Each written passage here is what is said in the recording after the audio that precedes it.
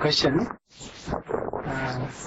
Sir, sometimes that I have noticed the people who want to practice meditation, or sometime right before the retreats, there are some people who really want to come to retreat, but suddenly something happens in the family, or outside, or maybe they can't attend to these retreats.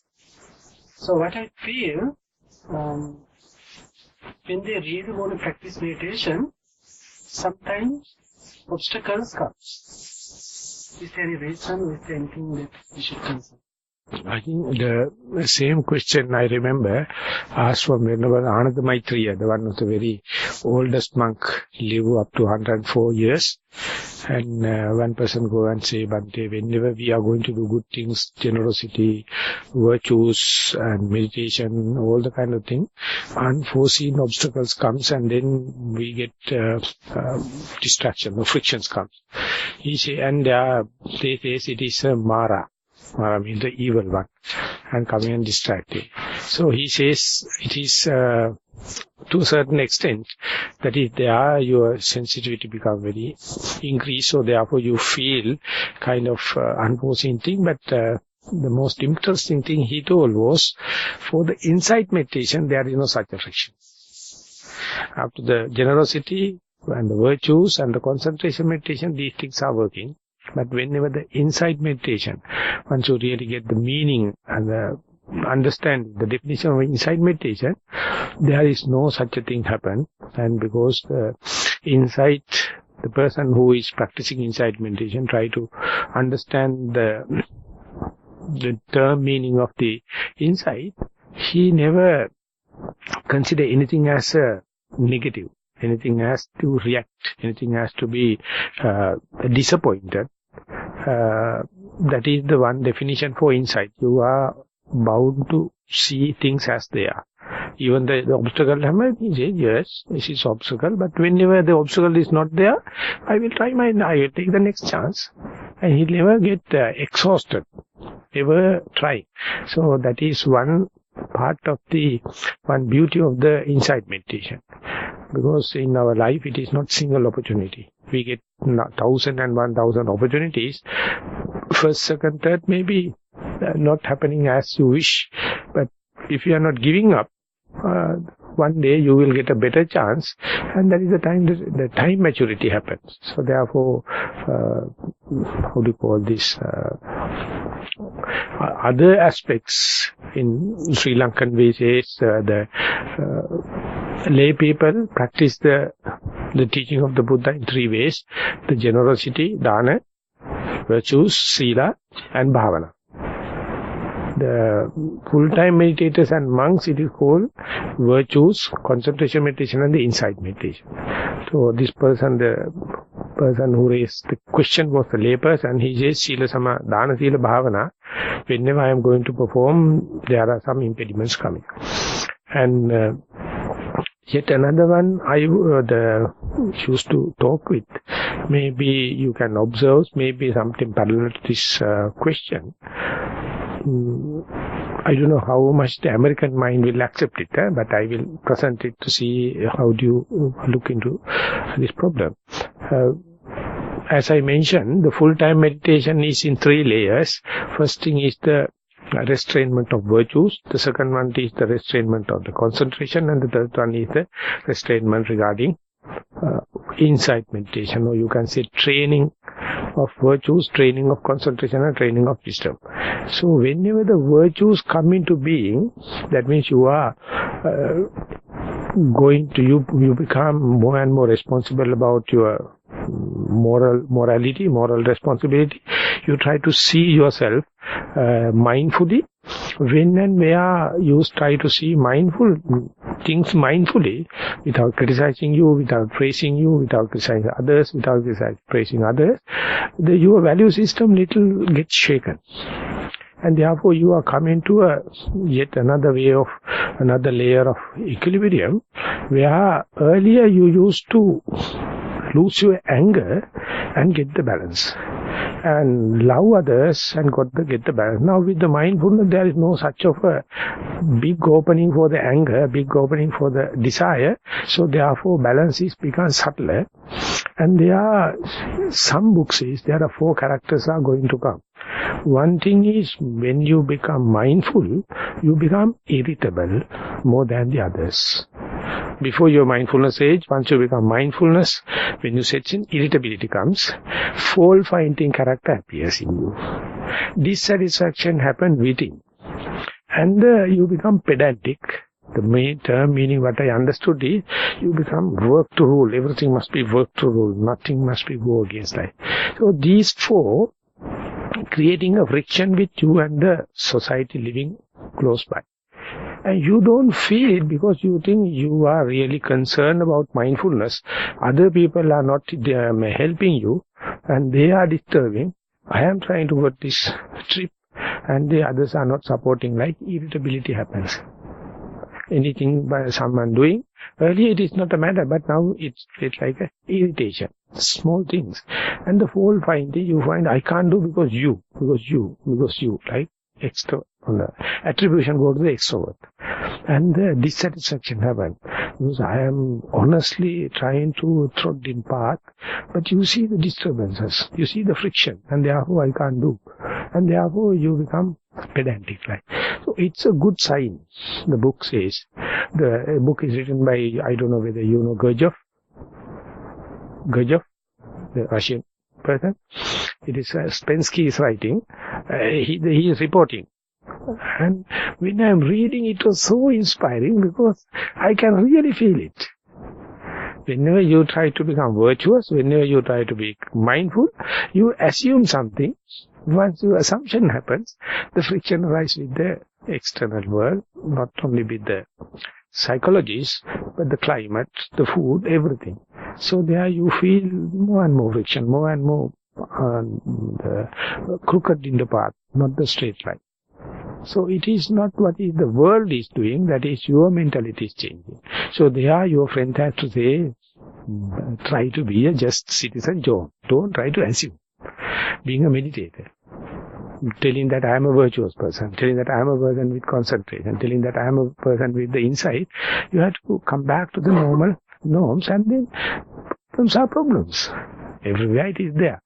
So that part is there. You can refer directly to the Dhammasangani, the Abhidhamma book.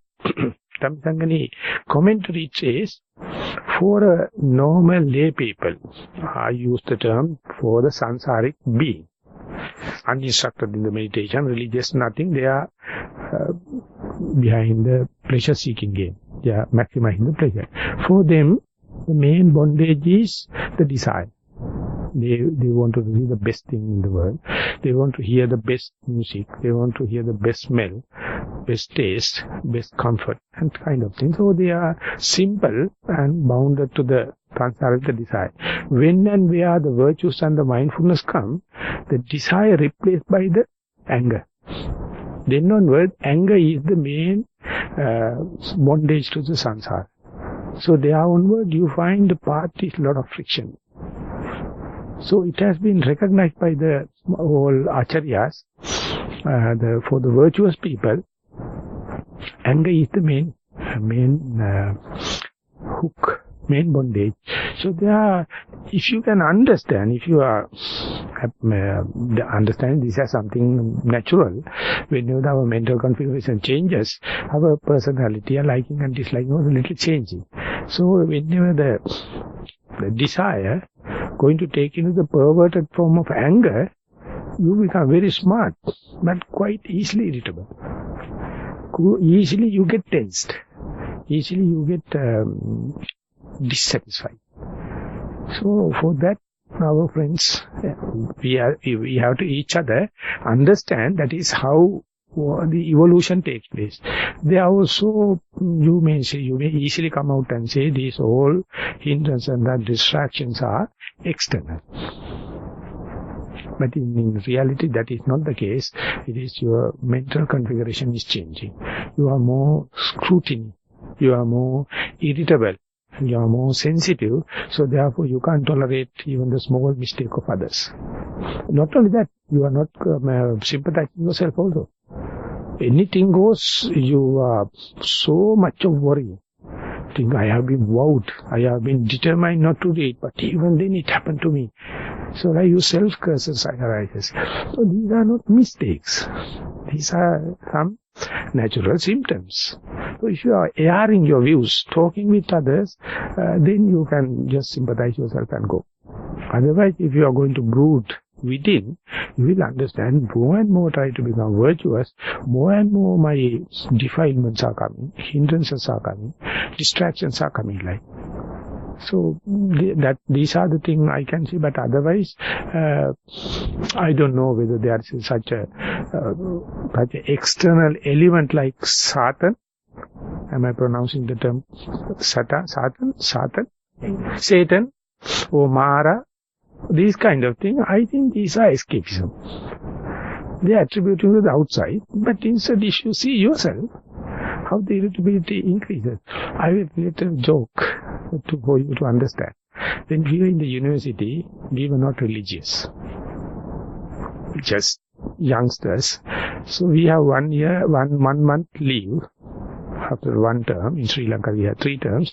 And when come back, 100 people come from the 100 different part of the country. They start telling this what happens and all the kind of thing. And when we are talking gossiping, simple term, gossiping. And then one person told, my mother is meditating. So we are looking at each other, what is the meditation? What is that? What does it mean? He said, no, they are going to the temple and doing something meditation like. Then I told, how do you know? And he told, she is doing metta bhavana.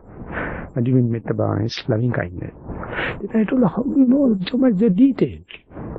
That she is going to the temple, doing meditation and because our life is completely at that time extrovert.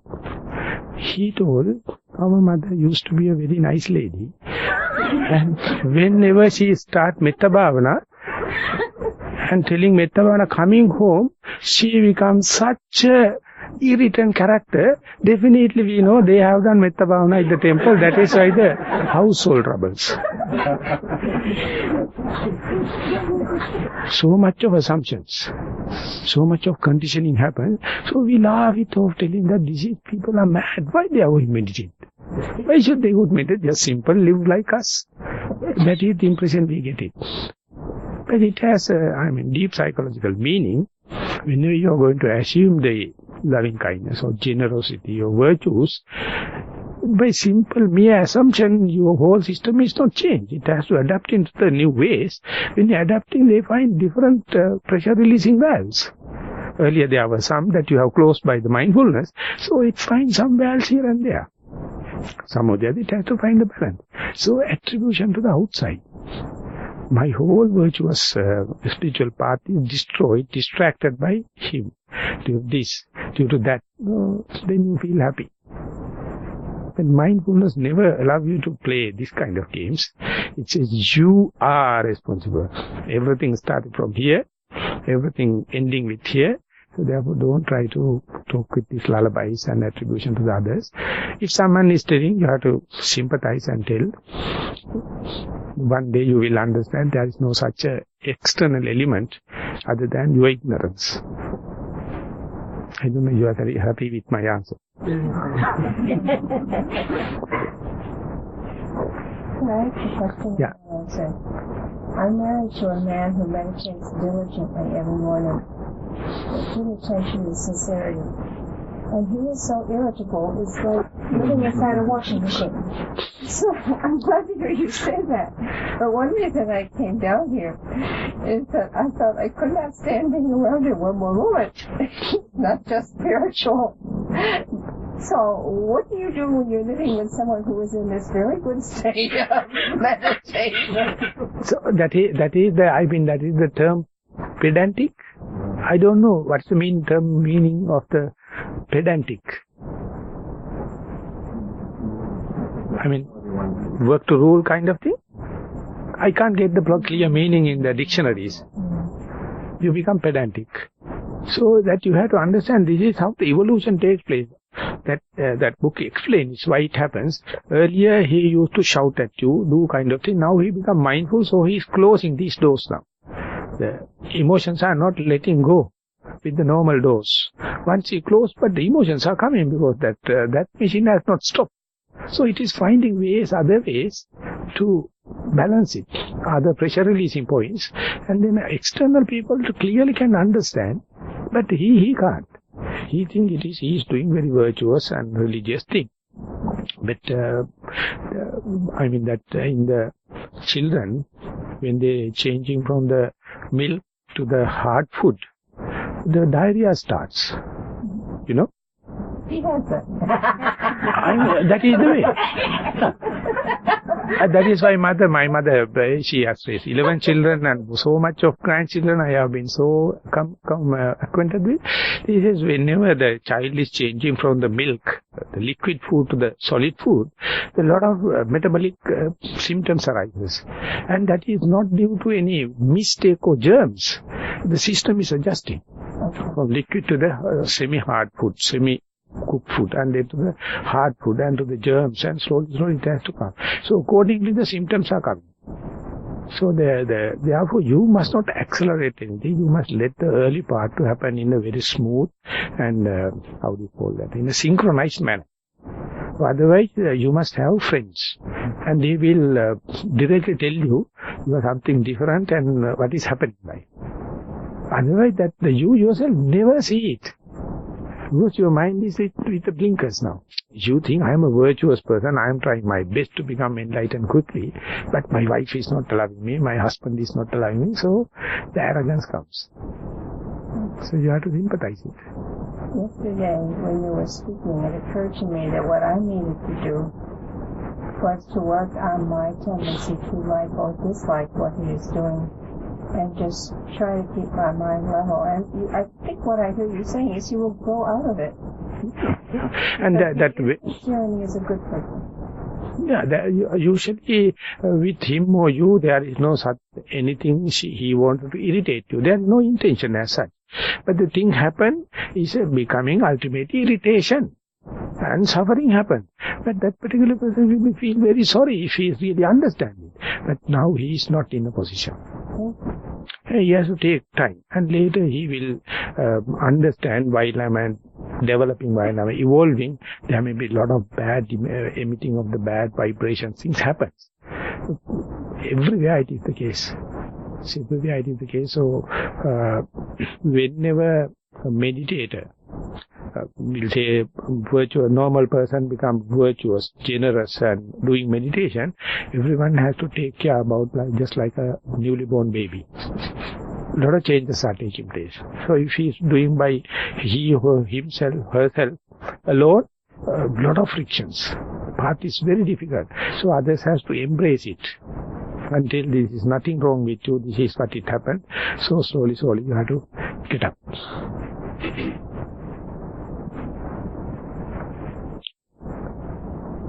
Could Bhante's question be karma blocking?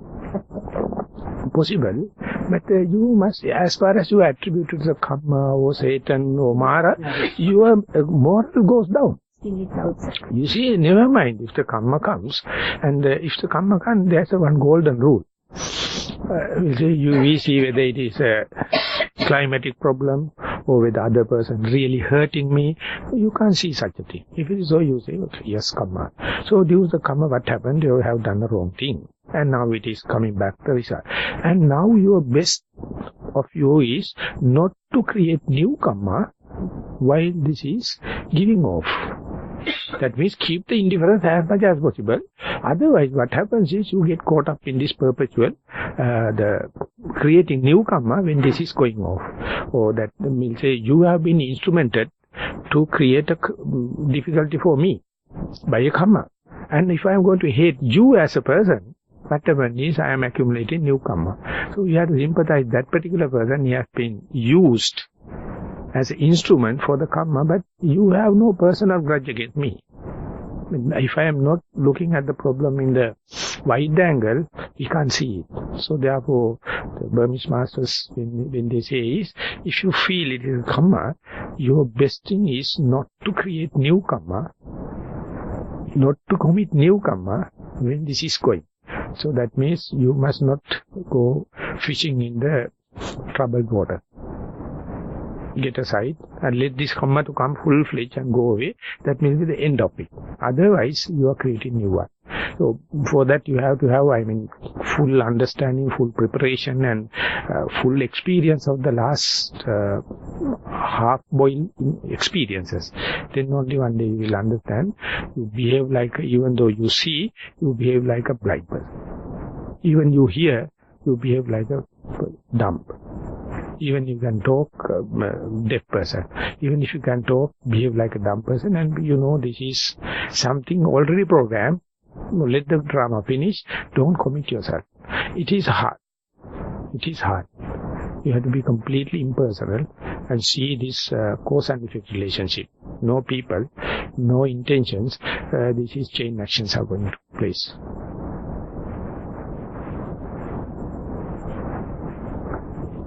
What I heard is internal than external, right? No, that the yogi is always supposed to take everything internal. Then your resistance develop internally. Otherwise, if you are going to attribute outside, you expect the outside thing, and the answer is not self-sufficient. It's the answer to become to the self-sufficient. You have to take it because it is happening. Can I bear it up? Is it bearable? Then never mind. Don't try to find the culprit and punishment and kind of. That is the way you commit yourself. And try to behave like just a statue made out of mud. Galbuddha, Galbamuna. In Sinhala we call Galbamuna. That is the statue made out of rock. Just see, let the wave to go. And that is, I would say that that is the socialization or external part of your insight, relationship with the external world. And they are, the Nahi Verena Verani, Sammanti the Kudajaran, that once, as the Buddha says, the hatred will never appeased by hatred. So therefore, you are prepared and you are taking responsibility. Therefore, you say, whatever the hatred comes, whether it is well-founded or ill-founded, you behave in such a way, creating non-hatred. Then the situation can go to the end. Otherwise, it is creating more and more propulsions. Propelling. I am going to now written things. Can meditation alone lead to the path to Nibbana? If not, what are the other factors apart from the practicing mindfulness? So, question has to rewrite, can mindfulness alone lead to the path of Nibbana? Yes. But the question, first part is, can meditation alone lead to the path of Nibbana? Second part says, if not, what are the other factors apart from practicing mindfulness? So, I would rather give the synonym, meditation is equal to mindfulness. If that is the case, the mindfulness will take care of everything. Because the mindfulness is not sitting here and the closed eyes. Mindfulness in walking meditation, mindfulness in the day-to-day activity. Therefore, mindfulness has the application for whole the day. So therefore, if you are mindful, and I will bring there's one book written by Venerable Jnanaponika, a German monk, Jew. He started the Buddhist Publication Society in Sri Lanka, and he has written a book called Power of Mindfulness. If anyone give me a email number, I can send you all PDF form. But I bought one copy, and he presents the mindfulness in such a way. I have never seen any traditional commentator or monk written in such a way, because he is completely looking the problem from the outsider. He is a Jewish and a German person, and he is writing. He says mindfulness is a mental factor. Others are the faith, the energy, the concentration, the wisdom, hate, anger, jealous, all these are mental factors.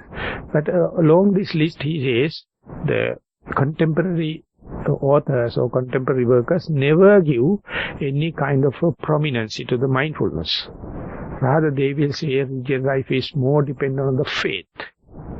Some may say it's dependent on the energy, the zest. Many are under the delusion it is depending on the concentration. and some believe the wisdom. He says they are also doing kind of a helpful thing, and they sometimes give a quick results also. But he finds that whenever you achieve something to the faith, to the energy, concentration and the wisdom, the predictability is not there. Next time it will not be the same thing. This time faith will be giving that much of a result, but next time when you do with the whole faith, it will not be. May or may not be. The energy also the same. The concentration also the same. And the wisdom. But the most beautiful thing in the mindfulness is, if you give the chair, the priority to the mindfulness, mindfulness is organized the faith, energy, concentration and the wisdom, so that predictability comes. So therefore, whole what one has to do is give the chair to the mindfulness. But he says, mindfulness is by itself is a very shy character. Never come forward. So therefore, one has to go and suggest, why don't you go and take the chair? Even then he will be pulling backward. It is unsocial kind of a character. So he says, Buddha is the only person who can understand the power of mindfulness. So what he did was, among all the characters, he put the mindfulness in the first place. He gave the chair. And ending of the essay he says, but one thing is positive, that once the mindfulness taken the chair, it will never get down from the chair. Once you given, it knows how to maintain the mindfulness in troubled water, in the peace, and not everywhere.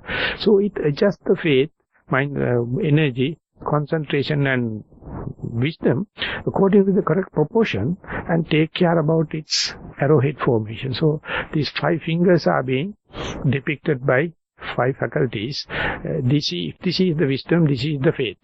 They are working in completely opposite directions. And if this is the energy, the virya, this is the concentration, they are by 2 sides of the same coin, they are directed different. This is the mindfulness, the longest, most thick one, sitting in the middle.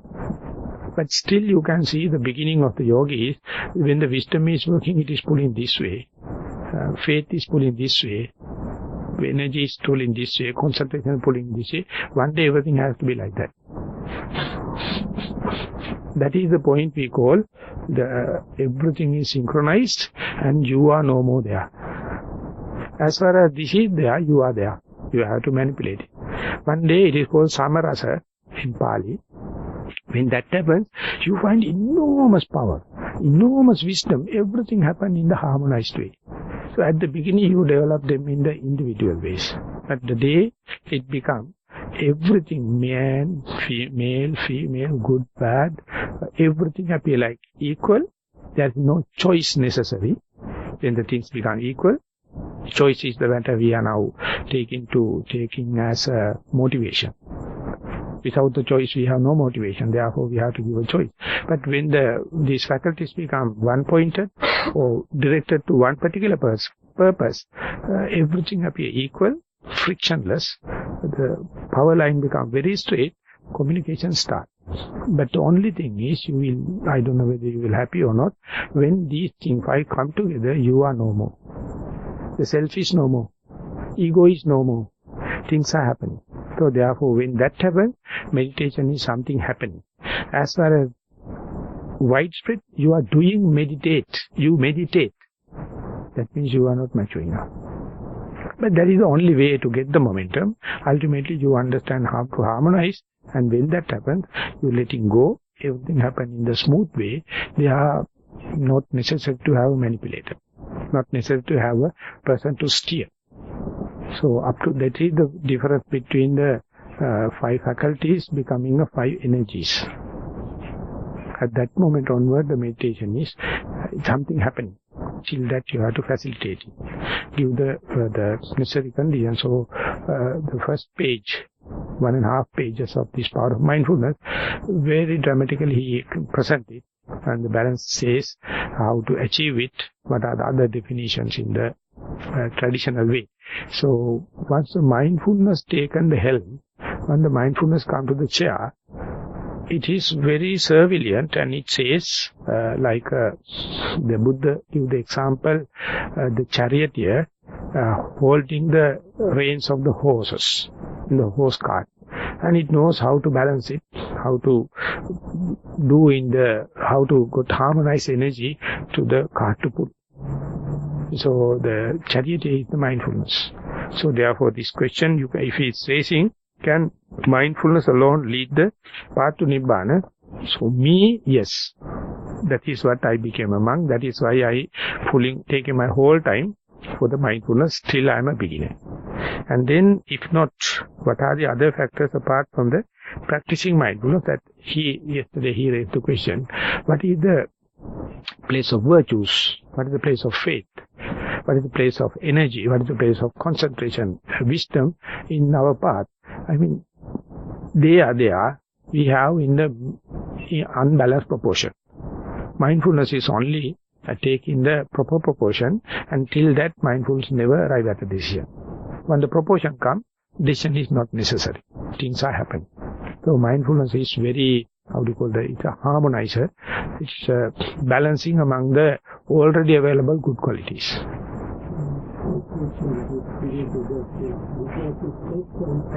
Yeah.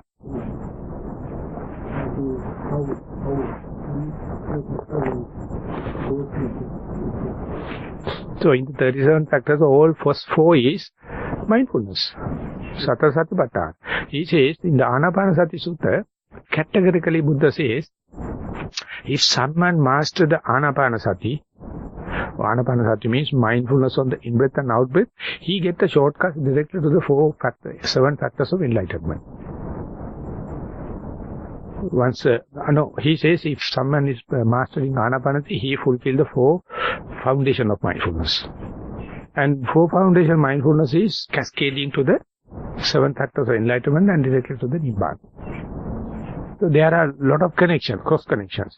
So therefore, out of 37 factors of enlightenment, all the 4 first are the dwelling on the contemplation on the body in the body, dwelling on the contemplation on the feeling, thoughts on the thoughts, so mind in the mind, and the general phenomena. All are foundation of mindfulness. And then onward, it takes its own momentum. It knows what's the best time and what is the amount of faith necessary, what is the amount of energy necessary. So therefore, then onward you are study. You come to know the ways and means how to balance. When we started that mindfulness, actually we are following those steps. Yeah, that means we are balancing them. That means they are already available. We have already available in the wrong proportions. So they are the friction. When you have the correct proportion, the frictionless path, the least frictional path comes. That balancing is done by the mindfulness, synchronizing. So then the life becomes very, aesthetic. It is no more a science then. Things are happening. You are just fitting into the situation. You are not going to adjust it. You are not going to decorate it. You are not going to edit it. You just let the phenomena to take place. Then onward, everything appear more greener. And you appear more energetic all the time because you are ready, fresh for the next moment. You have no premeditated idea. You have no plans in your mind. You are getting up early in the morning for the fresh day. Each moment is like that. So that is also one definition for the mindfulness. Keeping you always alert to the next moment. Don't have the backlog to come and smear, come and infiltrate into the fresh moment.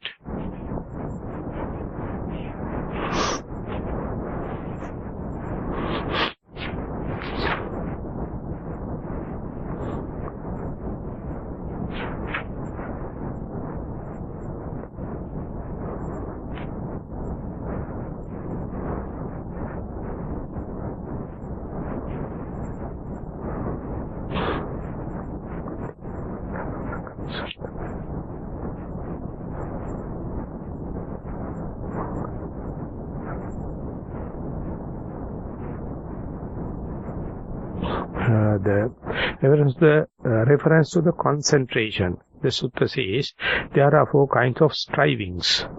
As the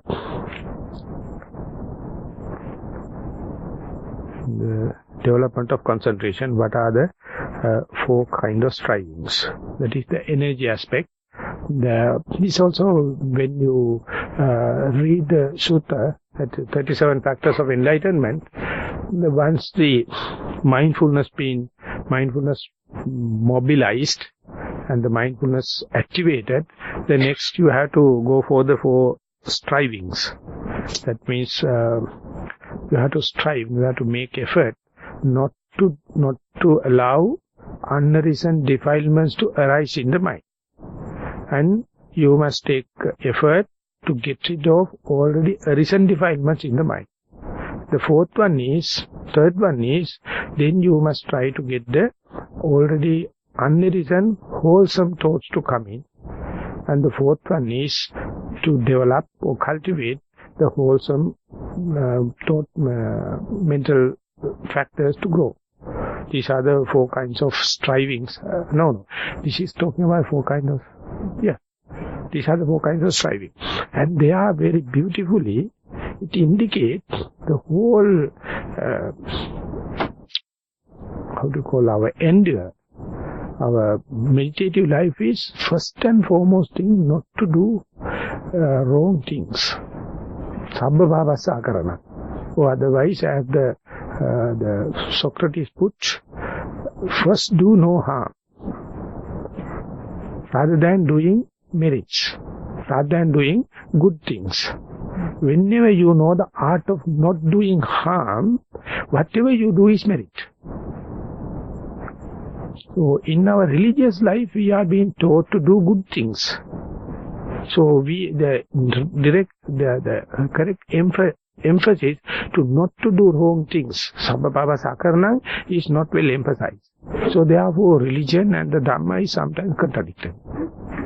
So people keep on doing merits, and ultimately they do not know how these merits are going to contribute to understanding what are the things as they are.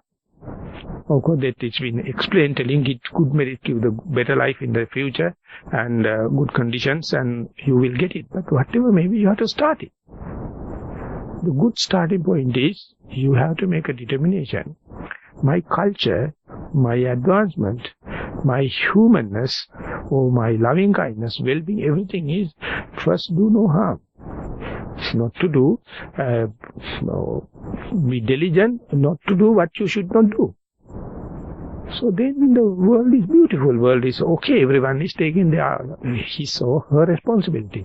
Those who are not getting definitely get the result consequences according to the karma and karma result. But that doesn't matter, we can't take care about those people not doing. Not doing proper cultural behavior. But the moment you install that,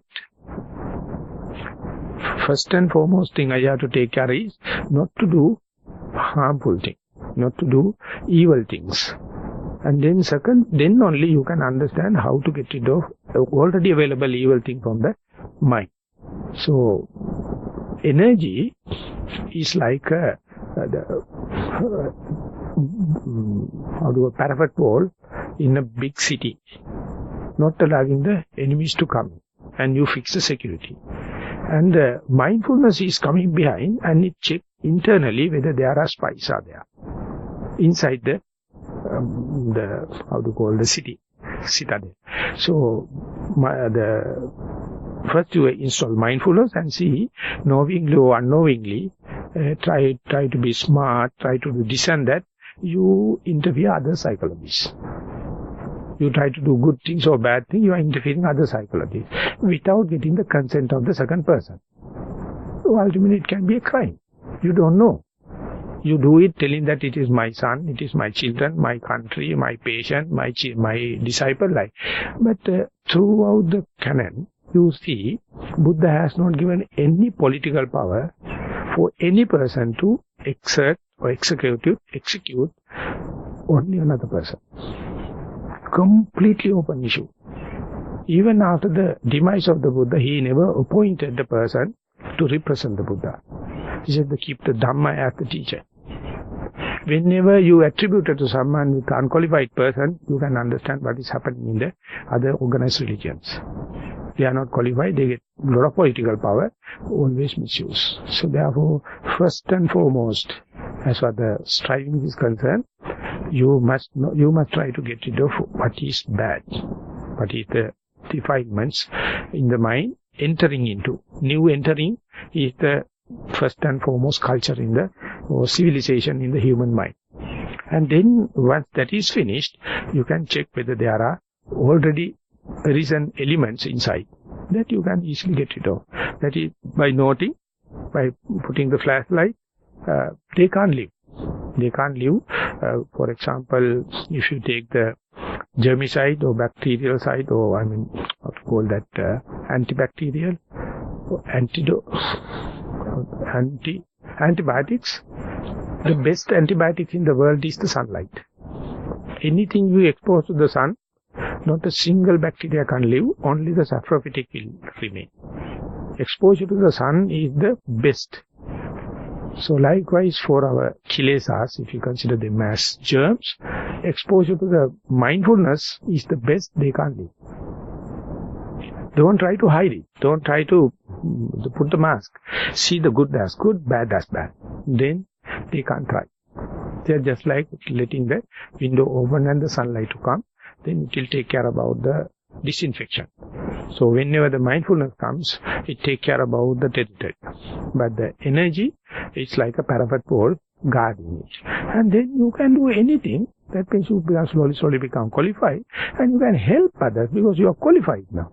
Without you being qualified, due to the demand, if you are going to offer yourself, it is kind of opportunities. And that is very badly recognized by Bertrand Russell. He says, you do with vested interest. It is the worst thing in the world. You have no rights to interfere other psychologies with the vested interest, and almost it is malice.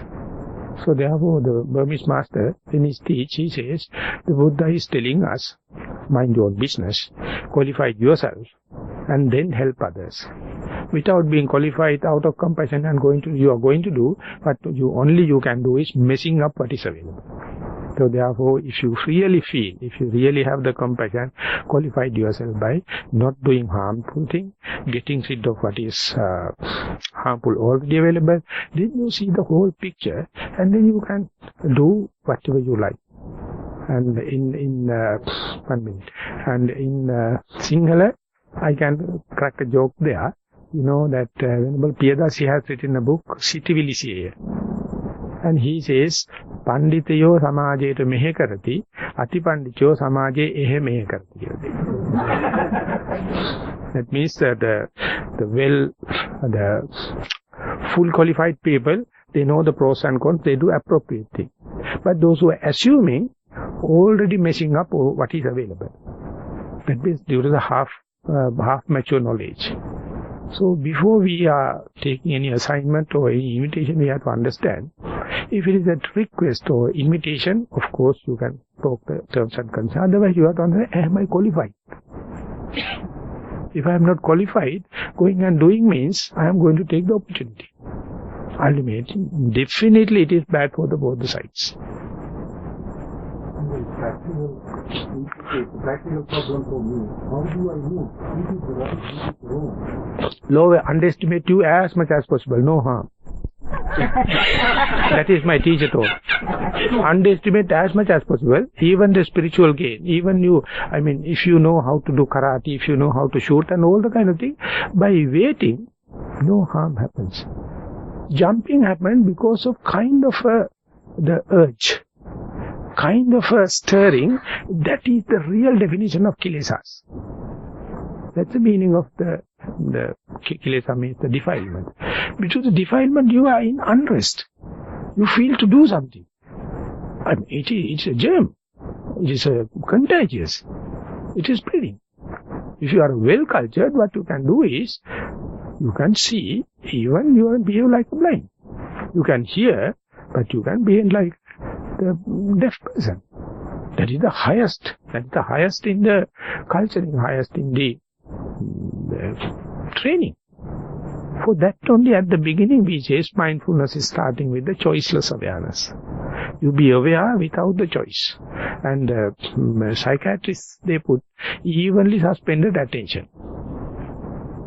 She is doing good, she is doing bad, and all the kind of thing. But there's no one to tell me that I have to take action, because why? If I am not going to commit, I can be. And therefore, the evenly suspended attention is equally mentioned, suspended decision.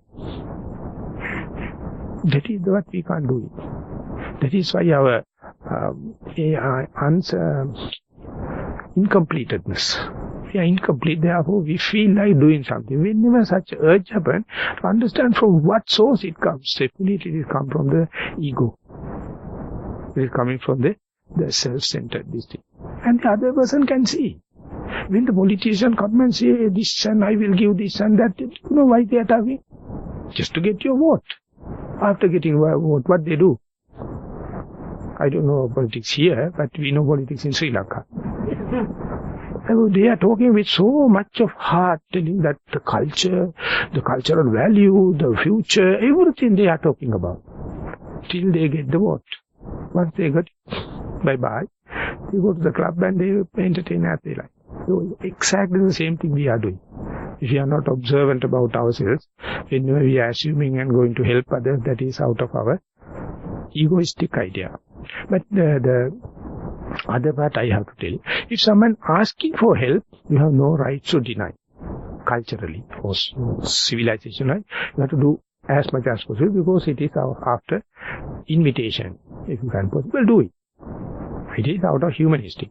But when you are self-proposing, whenever some kind of a propellant or urge happens, to understand from where this resonance comes.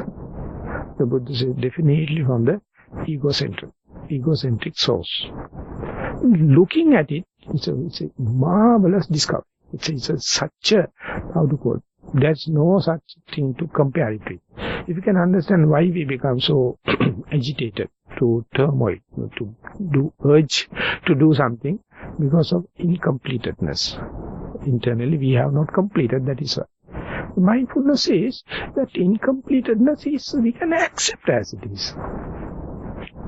Which is everyone's the situation.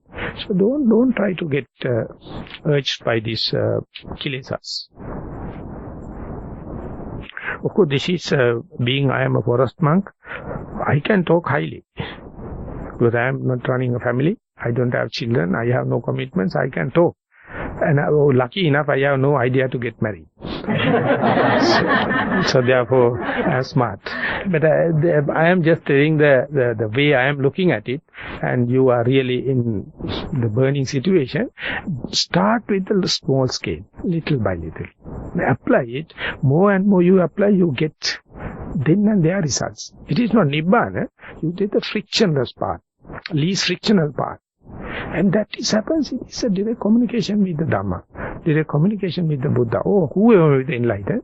You see that Dhamma is so living, it is so, the vigor is there.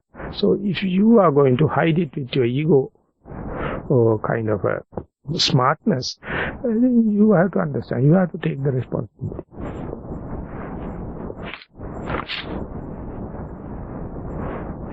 How do you get rid of an addiction? The first and foremost, you have to understand it as an addiction. So you have to ask any person in the world who has no any addiction. No one. Everyone is in addiction. We are in the addiction to the mindfulness. One day we have to give it up. When the mindfulness comes, that's the biggest addiction in the world, I saw. You can't get rid of that. You keep on accumulating power. Ultimately, you have to get rid of that the day you understand the equanimity. So therefore, each and everyone have their own ways out by addictions. Maybe this is talking about the alcoholism or drugs. But see, everyone is in a rut. Everyone is in their, he saw her liking and disliking. You can't pull it out because they are addicted. But the only thing is mindfulness show the addiction. As addiction, it's a slavery. That is the first and foremost. Therefore, in the medical science, the most important thing is the diagnosis. Once diagnosed, only prescription is direct. Without diagnosis, you are going to prescribe, definitely it is leading to the iatrogenic effect. Ultimately, you get the diseases, difficulties due to the medicine. So diagnosis, Buddha says, that is in Itivuttaka Pali, Dveme bhikkhave tathagatasa samma sambuddhasa desana pariyayana bhavanti acchang accheto passada ayam patama dhamma desana acchang accheto disva tatta nibbindata virajyata vimucchata ayam dutiya dhamma desana. And it says the teaching of the Buddha is doublefold. First and foremost is see the mistake as mistake. That's the most important. And second part is once you understood the germ, the symptoms and the disease, then tatta nibbindata virajyata vimucchata. Then only you have to think about how to get rid of that. But usually we are getting rid of is putting forward before the diagnosis. Then no go. That is why I call that putting the cart before the horse. No go. So therefore you have to do step by step. First and foremost, understanding and still doing the same addiction is better, I call. Doing without understanding. So therefore that particular person has to accept it. Each and everyone in the world, specifically these commoners, the sansaric beings, they balance their day-to-day activities with a lot of addictions. Way outs. That is why I get disturbed whenever the mindfulness comes into being. That is why the irritation comes into being, because they get different equilibrium. So addictions are nothing to worry about. If you know addiction as addiction, that's a boldness. You know the mistake, you know the damage you are doing yourself, that's enough. And then if he's a person driven by perverted kind of hate, he will lead to committing suicide. I mean, it's a very dangerous mental situation. Otherwise, if it's a normal with the health, mental and health, he or she has to take the responsibility. And there others can help. But without understanding the addiction and the addiction, no one can help. The first and foremost is understanding the addiction as addiction.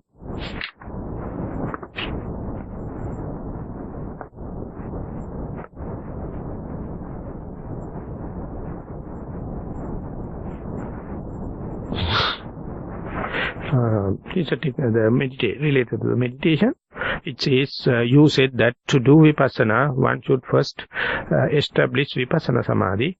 What are the signs of access concentration? How much is enough?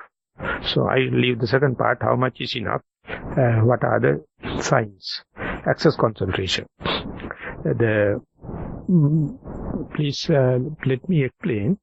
When you are taking the breathing, the breath, it is a tactile sensation. Such experience to happen, there are three facets you have to understand theoretically. One thing is the air column, the strike element has to come and strike on the sensitivity of your skin. Without the air column, air draft, you can't feel the breathing. And the second thing is your skin must be sensitive to the tactile, that means to the strike element. So this sensitivity we call the base element. So strike element come and hit on the base element, then the heat, cold, stiffness, tension like ignitions comes. Base element, strike element, base element and the ignition element. It's exactly the same thing Karl Marx told in his communist theory, the thesis, antithesis and synthesis. The Isaac Newton told, whenever something is going in the sky, in the space, if something hit, it do accordingly some kind of a changes, action become a reaction. So exactly the Buddha says, our tactile sensations, so to say, eye sensitivity, ear sensitivity, nose, tongue, body, mind, they are waiting for external stimuli to come. Without the stimuli, they can't issue messages. So when the eye come together with the visual objects, we call visual objects is the strike element. Sensitive to the eye is the base element. When they happen together, the vision happens, seeing happens. Eardrum, sound comes, hit, hearing happens. Air column come and touch here, sensation happen. Why I am telling this, explaining this is, when you are meditating, if you can feel, if you can experience, if you can be with only with the air column, that's a clear indication you are naturally with the samatha tendencies. If you can see all the three facets, it's a good sign that your natural tendency, personality trait is more welcome into the vipassana. Vipassana is giving the whole picture. The samatha, the concentration meditation only focusing the strike element. So when you are meditating, you must not force yourself. You just let the breathing happen and see what is the most prominent. Some people say the air column goes up and down. Whenever Sariputta in his Parisambhidhamma, he says, when the big tree is fallen, two people cut with the cross saw. If you see only the saw, that is relating to that indicate that your attention is more concentration, that is called the pure samatha. Instead, if you see where the particular touching point in the in-breath is here, out-breath here, or changing different places very sensitive, or still keeping in one place, and that is become very sharp, that indicates the insight is working. And on top of that, if you feel in-breath is giving the coolness, out-breath is going to give the warmness, in-breath is very calm and quiet, out-breath is the turmoil, or out-breath is calm and in-breath is in the turmoil, whatever may be, that is the ignition, that is what happens under the nose. If you see all the three, that teacher has to listen to the practitioner when he is talking, and if he is reporting on all the three, that indicates kind of a vipassana tendency. So with that, we'll say he or she is practicing. While practicing, can see, sometimes you see the air column, sometimes you feel the touching point, sometimes you feel the ignition, what come out, the heat, cold, stiffness, movement. So there you get the mixed up. Am I really with the insight, the anapanasati, or am I changing? It is, of course, it is changing among the three facets. And even then, mindfulness continues. Unless otherwise you doubt it. Unless otherwise you entertain doubts, you can see even sometimes the air column, sometimes the touching point, sometimes the heat, cold, stiffness, tension, still the mindfulness goes. That's a very good indication. The concentration is there, it is momentary. It takes different objects, different facets of the same object, even then the mindfulness is continuous. The concentration is continuous. So that given in the simile, if you are target shooting, if you are shooting to a fixed target, it is called concentration meditation. If you are shooting to the jumping animal, it is called insight meditation. So in the insight meditation, many facets are there. Not only that, later you have to deal with the thoughts, or deal with the sounds, pains, everything.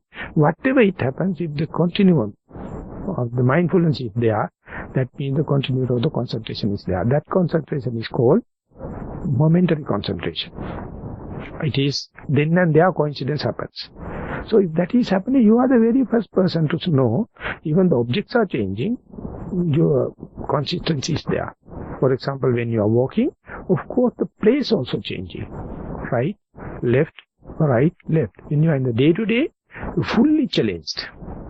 Object changes, intentions are changing, and pressure, time pressure, and the social, everything still, if you can maintain the mindfulness, that is the concentration we get called momentary concentration.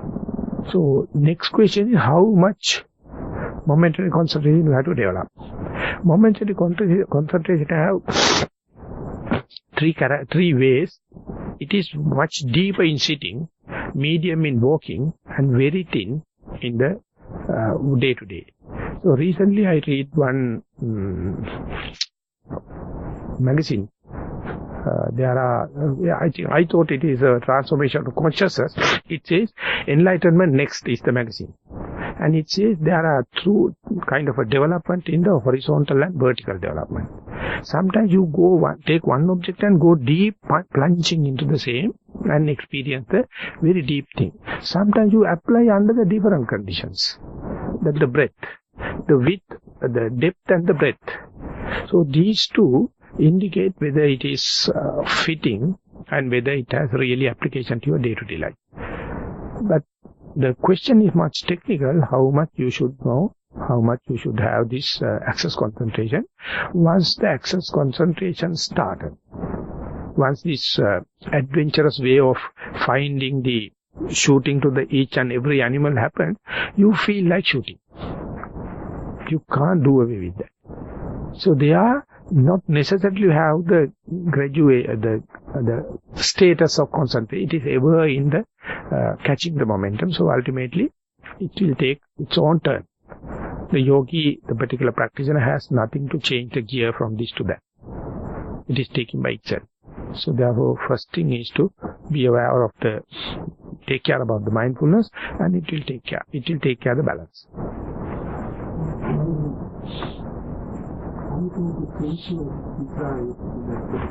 That is I was talking about the materiality.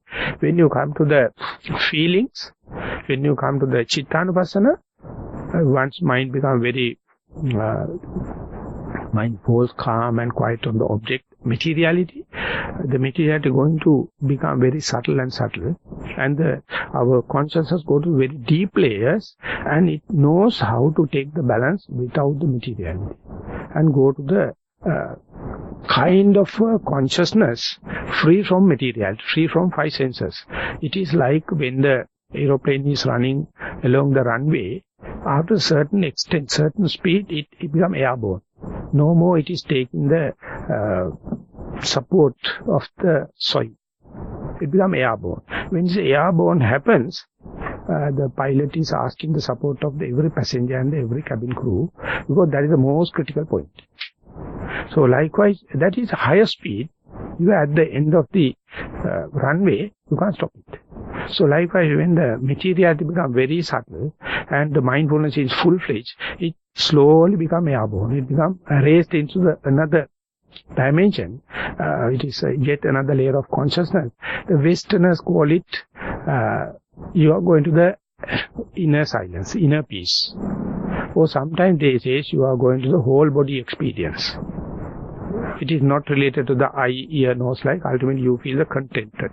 You are being, your very being. That is the way you are changing from materiality to the mentality. And when you go there, you feel the rapture.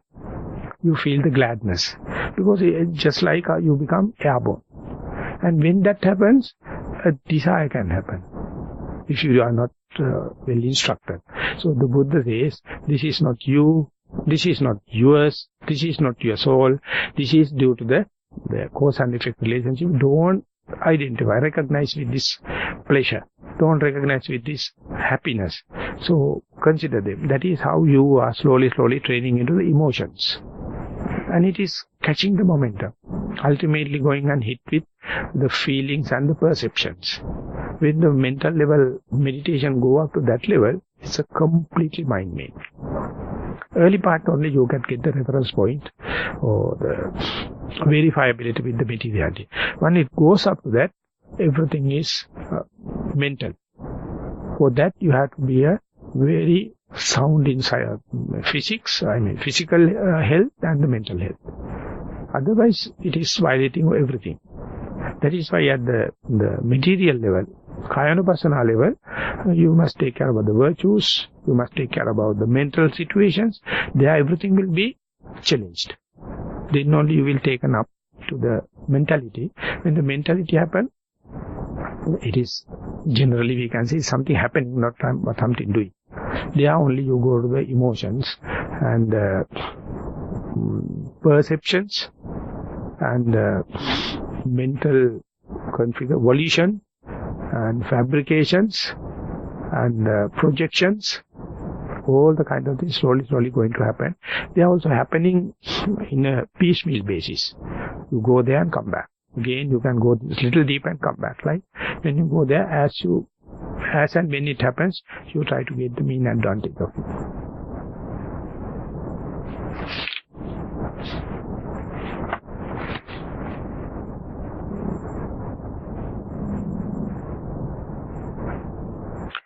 Yesterday you mentioned a PhD thesis on Satipatthana who was Venerable Anandamayi. Yes. What do you think of his translation of the contemplation of Dhammas as contemplation of the Buddhist teachings? Also, What are your...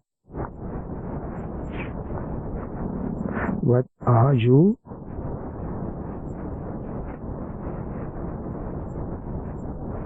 Also, what are you?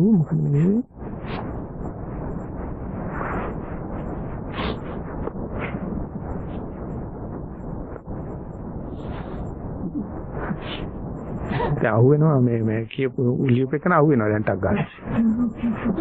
හොරා අහුවෙනවා. Last week. Yeah. What are you? I used to be an English teacher. I can read that. What are you? Just in. Chewing yesterday. What are you chewing? That is lacqueric. Lacqueric, how do you call that? Licorice? Licorice because that my throat. Not the chewing. You got something pertaining to the Dhamma. Yeah. You couldn't get it. So I never thought about physical activity. So these books, when you are reading, Anal is a very good friend of mine. You may find my name also there. He has thanked me. When he's writing the thesis, you used to come and we were discussing.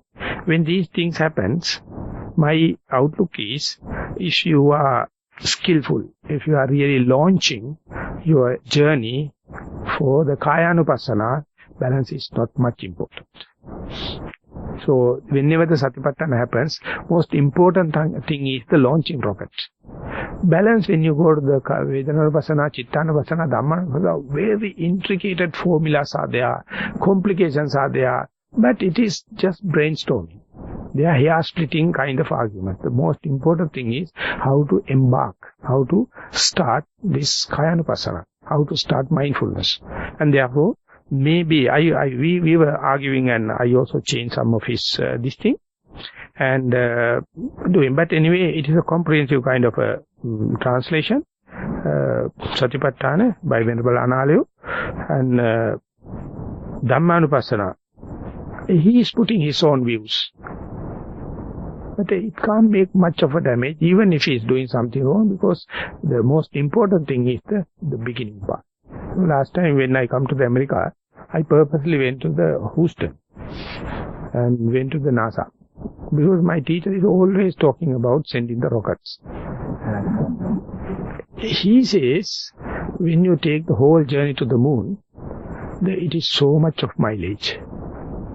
But the most important thing is the launching rocket.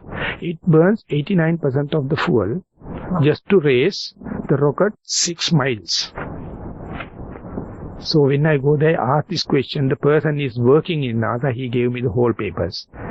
And Saturn V rocket carrying so much of energy. And it is bursting this time when I go there, I went to the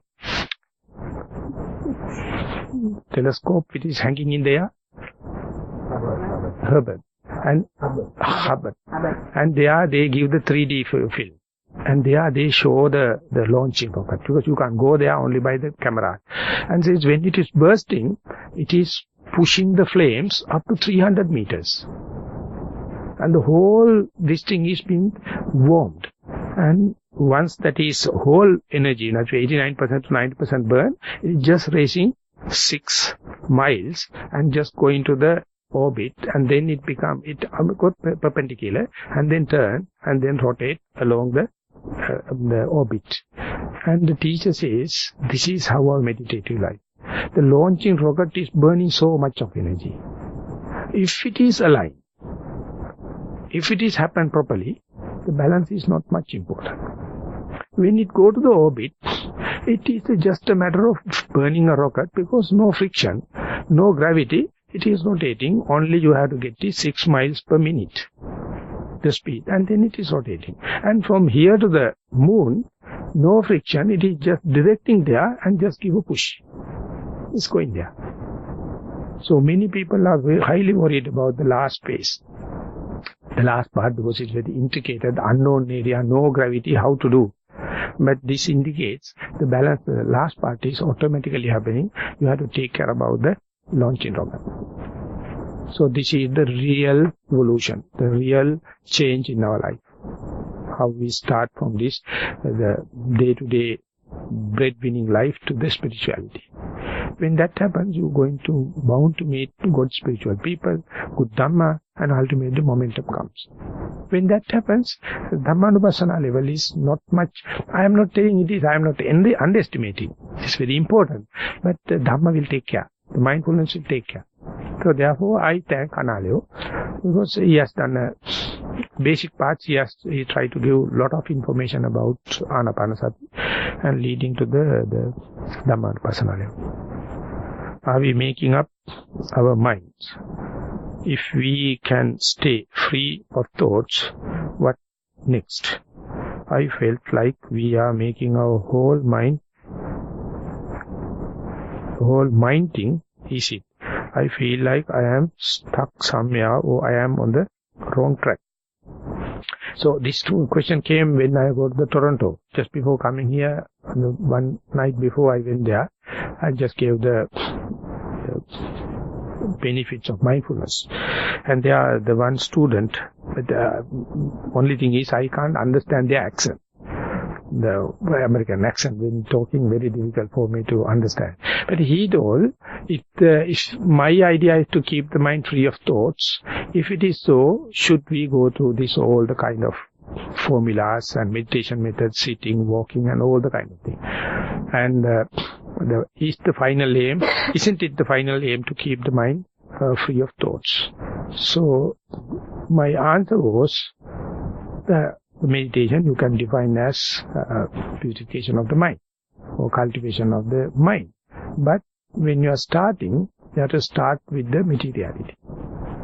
Once the materiality is the launching rocket, and there only you gain the mindfulness and the concentration. With that only you go to the feelings, mind, and the phenomena. Without you are taking a good exercise, good acclimatization, changing fitness exam at the material level, I doubt myself his performance or her performance at the mental level. So therefore this I would say in the Chula Satchaka Sutta, in the Majjhima Nikaya, in the commentaries are asking this question. If we are going to purify the mind, why we start with the materiality and mentality? Start with the materiality. He also says materiality is something verifiable. So therefore you start with the materiality, and then once the mindfulness and the concentration happen, only you become qualified to go into the feelings, go into the mind aspect, go into the general phenomena. So this is, I would say, thinking about shortcuts. Shortcut is little longer than the normal cut. I tried 8 years with all the shortcuts. Therefore, the Buddha says that this is the one and the only method, according to his understanding. And Paok Sayadaw also quite against this idea. One day when I go there, he told that people are talking about quick enlightenment. And how can we going to do it? And he says, Venerable Sariputta, Venerable Maha, Venerable Kondanya, by listening to the first sermon, they go through.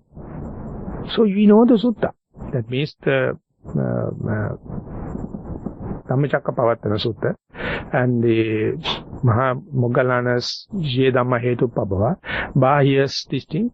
He says, if you wish quick method, you read and see whether you become enlightened. I am also happy.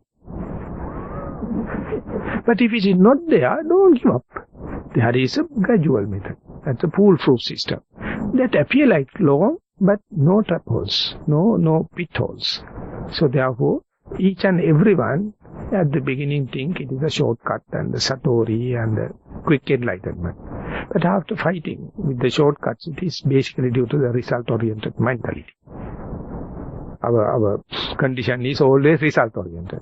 If you are going to get 10-day retreat, the second 10-day retreat must give the double of the first 10-day retreat. Third one is third. So calculation. But here you have to give up the rational mind. You have to just surrender and go through this thing. Otherwise, you're stuck somewhere. Yes, we are there. And in Sri Lanka we say, Sasarada nawwe api asarana vela wage mata hitenne buduhamuduruwane. You think that? සසරදනාවේ අපි අසරණ වෙලා වගේ මට හිතෙන්නේ බුදුහාමුදුරනේ. It is nothing to හිතන්න. බුදුහාමුදුරේ directly told you are in the mixed.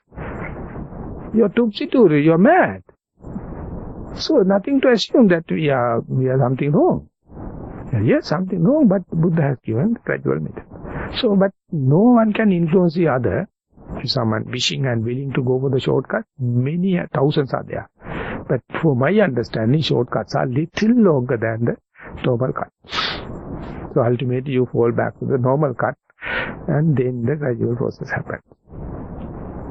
Like that half-known person, right? Yeah. So if available substituting, Buddha would have taught to his son, the Rahula. You know, Rahula go to the monastery at the age of 7. He enlightened at the age 21. 14 years they daily go to him and preaching, giving the fresh factory, fresh Dhamma. But he never. He has to mature himself. And he went to his ex-wife and teaching, and his father teaching, but they have to develop their own method. So likewise, the result orientation is, I would say, it's a Western kind of thing. And the younger generation is always that once you finish 40s, then difference. You know the faculties, how they are cheating you. After the 40s only, fighting, never giving. So therefore it's called that at the 40s you are reborn in your cycle. You become a man, full-fledged man after 40s. Till that you think my mother is wrong, father is wrong, teacher is wrong, everyone, but I will. Okay, carry on, never mind. But by reaching the 40s, you see eyesight is reducing. The ear is not listening what you say. When you try to keep the right leg, left leg goes. Then only you understand that impermanence is something to be accepted. And ultimately, boiling down to the suffering is not nihilism. It is not destructive thing. It is the reality. Till it manifests yourself. But I am not telling everyone is to reach the 40s. There are some young children with the quick insights and they can understand. But in general terms. Okay. Some more questions. I thought of stopping today.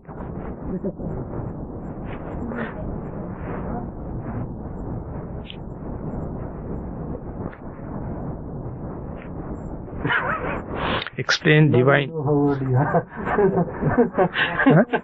She was saying, what's about age 70? Yes.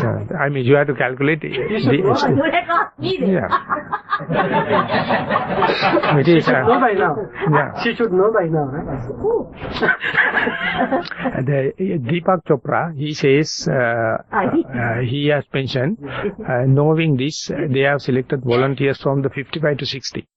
55 to 60, they have measured 3 criteria. One thing is hearing, eyesight and the blood pressure.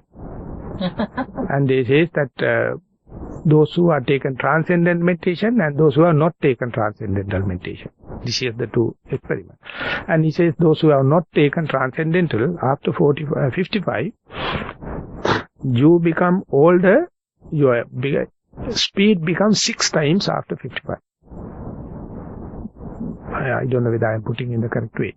You become, within 1 year, you become all 6 years enough. Your eyesight is so dropping. Hearing dropping. Blood pressure become going without control. But those who have done the transcendental, their senility reduced by 1/6. It is just by, the transcendental meditation. So with the volunteers they have, therefore, because that you go prepared. You never have dreams. You know these faculties are in a prime time, and after that it is ceasing to exist. Nothing to worry. It is not of mere mistake. And whatever you are going to do, that you can't change it. But mere acceptance makes the mind more contented. And you must not wait till that stage to happen to start meditation. In Sri Lanka, we sell tea. We say any time is tea time. So in the meditation also we can say any time is mindfulness time. And no age difference, no the sex difference, no ordained, unordained, earlier the better. Because this is a perpetual cycle.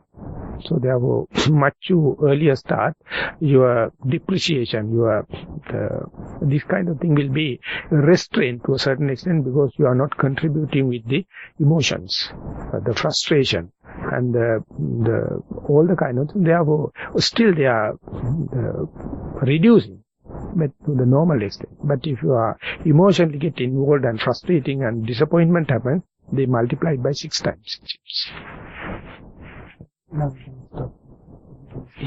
Yeah. So this question will go for tomorrow.